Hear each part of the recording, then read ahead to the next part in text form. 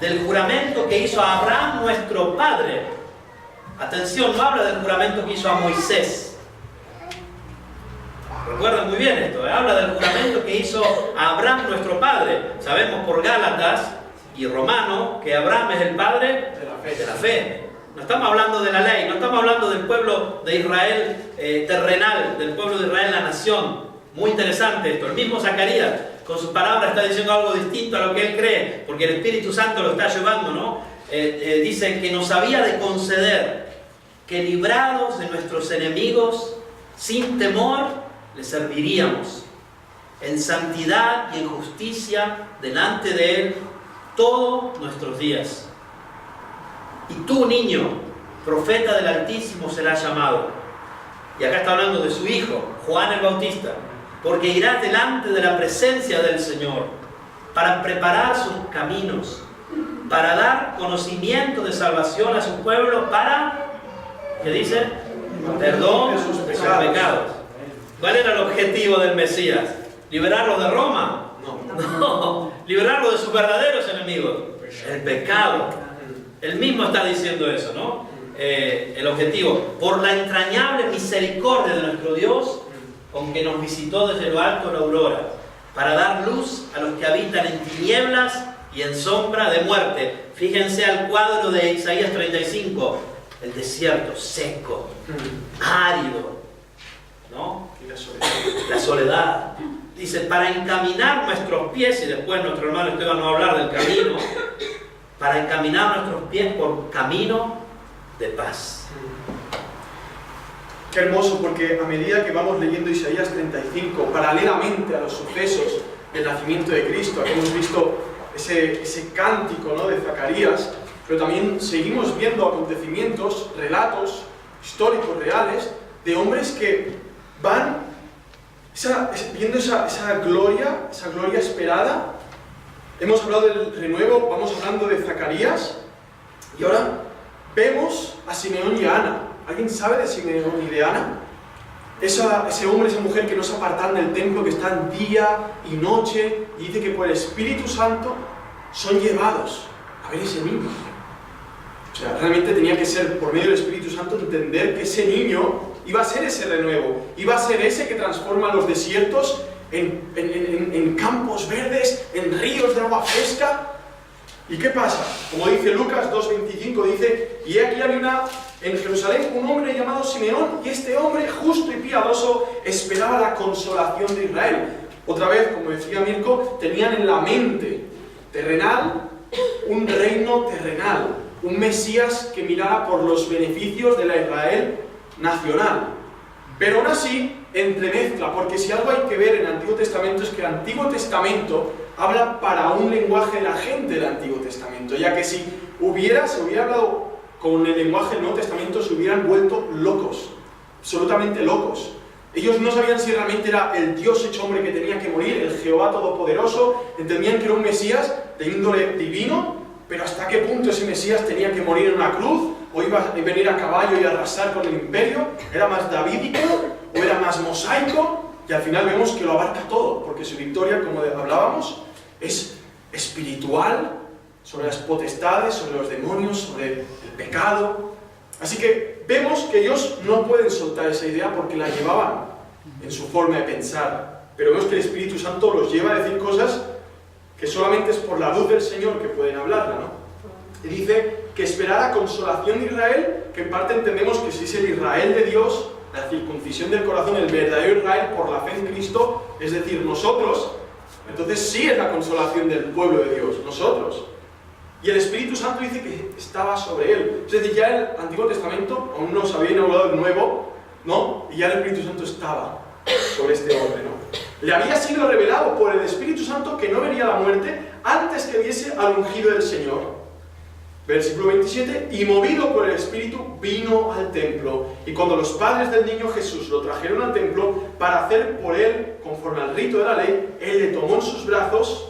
¿Os imagináis? Ese Simeón, ese judío piadoso, coge al niño Jesús, y bendijo a Dios diciendo con el niño en los brazos, ahora, Señor, despides a tu siervo en paz, conforme a tu palabra, porque han visto mis ojos tu salvación, ese renuevo del desierto, la cual has preparado en presencia de todos los pueblos. Ya no habla de Israel, ahora habla de todos los pueblos, ¿no? De Colombia, de Perú, de Ecuador, de Bolivia, Suiza, Italia, España, valencianos, para toda lengua y nación. Para toda lengua y nación. Ese era el plan de Dios. Un pueblo escogido por pura gracia. El 32 habla de la gloria, ¿no? Y dice, el 32, rápidamente: luz para revelación a los gentiles y gloria de tu pueblo Israel. Y José y su madre están maravillados de todo lo que se decía de él, y los bendijo Simeón y dijo a su madre María: he aquí, este está puesto para caída y para levantamiento de muchos en Israel, y para señal que será contradicha. Y una espada traspasará tu misma alma, para que sean revelados los pensamientos de muchos corazones. También vemos otro relato, vemos a Ana, otra mujer piadosa, que también es llevada, y dice, cortamente dice, una viuda, hacía 84 años, que no se apartaba del templo, una mujer que recién casada se le muere el esposo y se consagra al Señor, esperando esta revelación, y dice que se presentaba dando gracias, se presentaba ante Dios con gratitud, y dice que hablaba por toda Jerusalén, por todos los que esperan la redención del niño Jesús. Esa palabra es muy importante para lo que veremos después, ¿no? Sí. La redención, ¿no? Después vamos a hablar, en el versículo 10 habla de los redimidos, ¿no? Entonces esa palabra aquí es muy importante, los que esperaban la redención en Jerusalén, ¿no? Y después vemos que hay una persona muy importante para preparar el camino a la gloria. Ya hablé de él. ¿Quién es? Juan el Bautista. Juan el Bautista es la voz que clama. Cuando a él le preguntaron: ¿quién eres tú?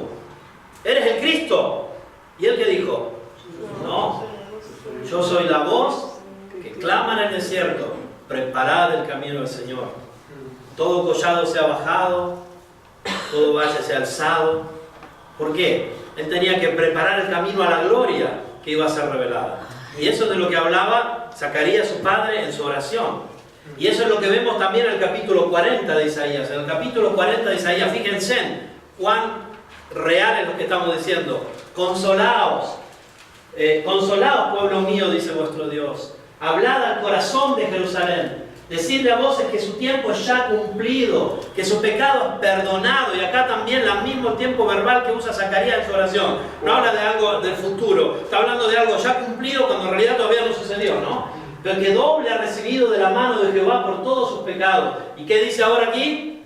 Voz que clama en el desierto. Eso no es histórico. Eso no es Juan el Bautista este. ¿Qué dice? Preparad camino a Jehová. Enderezad calzada en la soledad. De nuevo, capítulo 35 de Israel. En el desierto, en la soledad, en lo árido, ¿no? Que dice: enderezad calzada en la soledad de nuestro Dios. De nuevo vemos la palabra camino, calzada, que después vamos a estar viendo en el versículo 8. Todo valle sea alzado y bájese todo monte y collado, y lo torcido se enderece y lo áspero se allane. ¿Y qué se manifestará? Gloria de Jehová. ¿Qué se manifestará? Gloria de Jehová. ¿Quién es la gloria? Jesucristo. Y toda carne juntamente la verá, porque la boca de Jehová habla. Entonces Juan el Bautista prepara el camino, y él mismo lo dice en Lucas capítulo 3. Dice en Lucas capítulo 3, recuerden Lucas, el médico amado, un historiador, uno que fue a buscar a todos los testigos, fue casa por casa, golpeando a las puertas, para que le contaran cómo fueron las cosas, porque él debía escribir a Teófilo. Le escribe detalladamente, y hay dos libros en el Nuevo Testamento que hablan de esto: Lucas y Hechos, que es Lucas 2, la continuación de Lucas, ¿no? Lucas y Hechos de los Apóstoles, que habla exactamente, en modo histórico, perfectamente irrefutable, porque está lleno de testimonios que vivían cuando él lo escribió y que nadie pudo negar. Y recuerden que jamás nadie pudo decir que Jesús no había muerto y resucitado. Sus enemigos, una de las más grandes demostraciones de la resurrección de Jesús es que jamás sus enemigos pudieron decir que él no resucitó, porque sabían perfectamente que había resucitado. Entonces, una de las demostraciones enormes de la resurrección de Jesús es que ninguno de sus enemigos jamás dijo algo en contra. Al contrario, cuando Pedro, en medio de Jerusalén, atención, Jerusalén no era Suria, Cuando yo estuve en Jerusalén con mi esposa nos asombramos, o no, de lo pequeño que era. O sea, uno piensa esta megalópoli, esta, ¿cómo se dice? Grande ciudad, ¿no? Y en realidad era una ciudad de 20.000, 30.000, 50.000 habitantes, ¿no? Se conocían todos prácticamente, ¿no? Y ahí cuando Pedro dice, ustedes mataron al autor de la vida, ninguno de sus enemigos dijo que no resucitó. Él dijo, y él resucitó, ¿no? Y ese día 2.000 personas se convirtieron al Señor. ¿Por qué? Porque era tan evidente, era tan demostrable, era tan irrefutable que no había modo. En Lucas 3 dice así, y siendo sumos sacerdotes Anás y Caifás, fíjense cómo Lucas pone todo en modo histórico, cronológico. Los otros evangelios no lo hacen así, Lucas lo hace en un modo cronológico, histórico. Vino palabra de Dios a Juan, hijo de Zacarías. Ya este Juan, que habíamos escuchado la oración del Padre, ya es grande, ya está en el desierto, comiendo miel y langosta silvestre, ¿no? ¿No? ¿Está bien? Sí. Comía eso, ¿no? En el desierto. Comía eso, la dieta de Juan. Y dice, predicando el bautismo de arrepentimiento para perdón de pecados, como está escrito en el libro del profeta Isaías, que dice, vos que claman en el desierto, lo que leímos, ¿no? Preparad el camino del Señor, enderezad sus sendas, toda valle se rellenará y se bajará todo monte y collado, los caminos torcidos, de nuevo los caminos serán enderezados y los caminos ásperos allanados, y verá toda carne. ¿Quién verá? Los israelitas, los judíos, los hebreos, toda carne, la salvación de Dios. Y esa salvación de Dios también se podría traducir la gloria de Dios. Y después vemos la gloria revelada. El segundo punto de esta predicación es la gloria revelada. Esa gloria que esperaban, esa gloria profetizada, la vemos en el versículo 5 al 7 de Isaías 35. Si volvemos a nuestro capítulo, en el versículo 5 al 7 del capítulo 35, ¿quién quiere leerlo? Esos tres versículos, 5, 6 y 7. De Isaías 30. A ver, Gastón, si lo tienes, por favor, Isaías 35, 5 al 7. La gloria revelada. 5 al 7. Entonces los ojos de los ciegos serán abiertos y los oídos de los sordos se abrirán. Entonces el cojo saltará como un ciervo y cantará la lengua del mudo, porque aguas serán cavadas en el desierto y torrentes en la soledad. El lugar seco se convertirá en estanque y el sequedal en manaderos de agua. En las moradas de chacales, en su guarida, será lugar de cañas y juncos. Y Juan el Bautista vio la gloria revelada. Pero como él era un hombre, y Jesús dijo que de entre los hombres ninguno fue mayor que Juan el Bautista, así lo definió él, ¿no? En santidad, él dudó. Y lo vemos a un cierto punto, en la cárcel, que manda a sus discípulos a decirle a Jesús, ¿eres tú el que debíamos esperar o esperaremos a otro? ¿No? Y Jesús, ¿cómo le responde? La gloria revelada. En Lucas 7, capítulo 7, después de que Jesús había resucitado, escuchen bien, había dado vida a un muerto, al hijo de la viuda de Naín, y los que vieron eso, dijeron, hay un gran profeta entre nosotros, ha resucitado un muerto. Dios ha visitado a su pueblo. Los discípulos de Juan, versículo 18, capítulo 7 de Lucas, versículo 18, le dieron la nueva de estas cosas. Y llamó Juan a 2 de sus discípulos y los envió a Jesús para preguntarle, ¿eres tú el que había de venir o esperaremos a otro? ¿Y qué dice? Cuando llegaron los discípulos a Jesús, en esa misma hora, Jesús sanó a muchos, versículo 21, de enfermedades y plagas, de espíritus malos, y a muchos ciegos le dio la vista. Y respondiendo Jesús les dijo, id, haced saber a Juan lo que habéis visto y oído. ¿Qué vieron y oyeron? Los ciegos ven, los cojos andan, los leprosos son limpiados, los sordos oyen, los muertos son resucitados y a los pobres anunciado el Evangelio. Y bienaventurado es aquel que no hallare tropiezo en mí. ¿Entienden lo que le dijo Jesús? Tú, Juan, que eres la voz de Isaías, yo soy la respuesta de esa voz, yo soy la gloria revelada. Amén.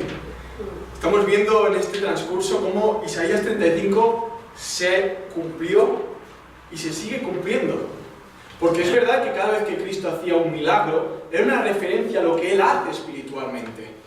De no ver en ese carpintero, en ese hombre humilde, al Mesías, al libertador, al Rey del universo, a cuando Él da el don, realmente sopla la fe, la vida, empezar a ver en ese hombre, en ese carpintero, el hijo de María, al Mesías, al Dios Todopoderoso hecho hombre. No era verdad que había una